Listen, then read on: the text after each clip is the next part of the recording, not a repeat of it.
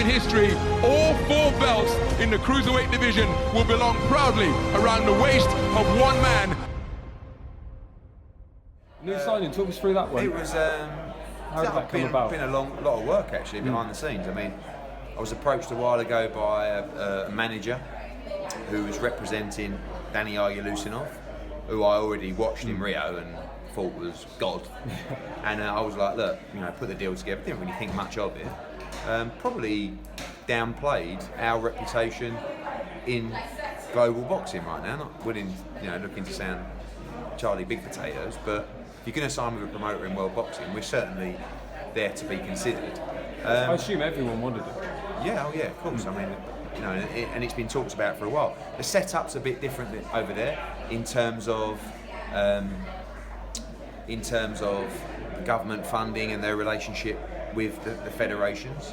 So it's taken him a while to turn pro, but now he's done it, and I'm really excited. I mean, standout amateur, obviously. Looks $1 million, is a complete hero in Kazakhstan, and okay, mate. I think it's going to be a great signing. Last weekend, about early hours of Sunday morning, you were getting slagged off something rotten in the bowels of the Barclays Centre, first by Lou DiBella, then by Shirley Winkle. What was your take on all that? The more people talk about me, the better. I mean, firstly, 2 people there. You got obviously Lou DiBella, the events coordinator for our Hearn, and you've got Shirley Winkle. Shirley Winkle, he's so old school. I mean, you've got my old man's old school, and then you've got Shirley Winkle and people like that. But I'm not going to make this fight with Shirley Winkle. I'm going to make this fight with Al Heyman, and particularly Lewis DeCubas, who is someone who worked with Al, and me and him make fights like that. We're on a wavelength. I can't be on a wavelength with Shirley Winkle because we're on completely different wavelengths. So I need to be working with people who understand the game now, not 30 years ago, and who understand how to make fights quickly, and that's particularly Lewis DeCubas and people like that. So when he pulls up an email, who does that? It's like a bitch move anyway. The reason he pulled that up is because he met with my old man, because I said to him, my old man, Bazza, I can't be having Shirley Winkle, you've got to go and meet him. So my old man went to meet him, and they sort of garbled 2 hours of, do you remember back in the day when we were doing this and that, as these people do. And I wrote to Shirley and said, hope you had a good chin whack, and we'll get some numbers to you. In the meantime, Deontay Wilder come out and said, I want 50-50 or this fight's not happening. So there was but all my conversations are now with our Heyman's team, not with Shirley Winkle, and they won't be either, because I want to make the fight. Lou DiBella is just these people got to understand, this is all great for the fight, but people take it so personally. Lou goes mad. I'm giving Lou great profile. I'm making him so relevant right now. So he's just got to just go with it. Shakespeare, all the world's a stage. This is all a play. Life's just a play.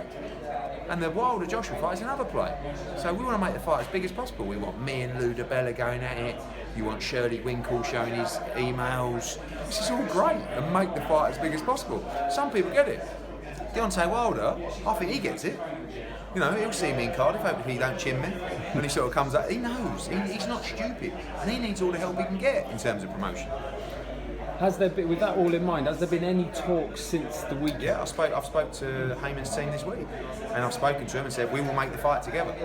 And we will make the fight, it's inevitable. But I think we have a tougher fight on March 31st.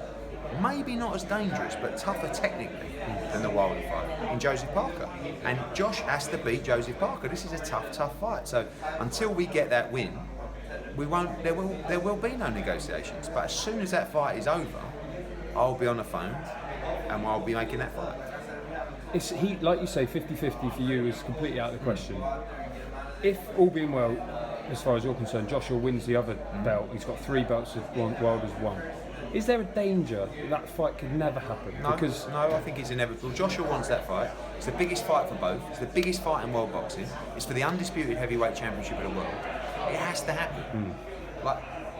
I would not let that fight not happen, but that's irrelevant because AJ would never let that fight not happen. He wants that fight badly, and so does Wilder.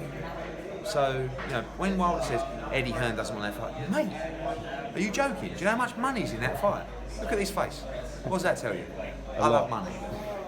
So, and I want to make the biggest fights out there, the biggest fights in boxing. And that is. So of course I want to make that fight. Would you consider a flat fee, offering a flat fee to He wouldn't Wilder? do it. They just would, out of the question. He wouldn't entertain that. Okay, how about, you know, he said one split for Joshua, and then the same, which makes Yes, we do that. You would No, if no, he no, wins. no. No, but if he yes, if he wins, Right. no problem at all. Okay. No problem. So that is So that. he said that publicly, so we'll see if he still means that. Yeah. I don't think these negotiations are going to be as difficult as people think. With the right people, that's what I'm saying.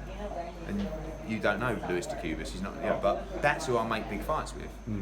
And this is who I will make this fight with. And we make fights, like, in days, not in weeks and months, not you know, all of a sudden someone said something and you don't like it and he's got the so he's not returning your calls and like this is all namby-pamby, like, stuff. And that's what would happen if it was me and DeBella or Shirley Winkle, because that's how they operate. It's bitterness that comes from boxing, not because they're not nice people. It's just what happens to people who are stained by the sport. Just one final one on Joshua, looking very lean, and Freddie tweeted a video of him saying lighter and faster, obviously looked very quick. Do you think that's the key to beating Parker in his movement? And Yeah, I think this is a very tough fight. Technically, this is a really tough fight, and Josh knows that. I think you're going to see things in this fight that you haven't seen from Josh before, technically, because he can't just maraud forward and just try and pole. You know, Parker's going to have a good chin. He's going to be fast. He's going to be moving a lot. So he's got to take his time, break him down. Might be a bit frustrating at times, but could be a long fight. One very final one, Jamie McDonnell, going to Japan to fight Naoya Inoue, one of the best pound for pound in the world, you know, the monster they call him. Just huge credit to him. Yeah, Jamie. I mean, Jamie don't care. Like, Jamie didn't even know who he was. Yeah. No, but it doesn't matter. He knew that he's like this, you know, beast. But he don't care. He just wants to fight the best. He thinks it's a great challenge. That's how it should be. He's never ducked anyone, and now he's going out there in Japan to fight Inoue. And now he actually is getting the credit that he should have got a long time ago. But as he always says to me, make the biggest fights, get me the most amount of money, and I'm happy as that. And that's what we've been doing for him. He's made a lot of money. He's a 2-time world champion. And by the way, don't rule him out in that fight. You know, Inoue's coming up from 118 pounds. I tell you, Jamie's a massive bantam. He really fancied it. Tough fight, but he's in it to win it. First time in history, all 4 belts in the cruiserweight division will belong proudly around the waist of one man.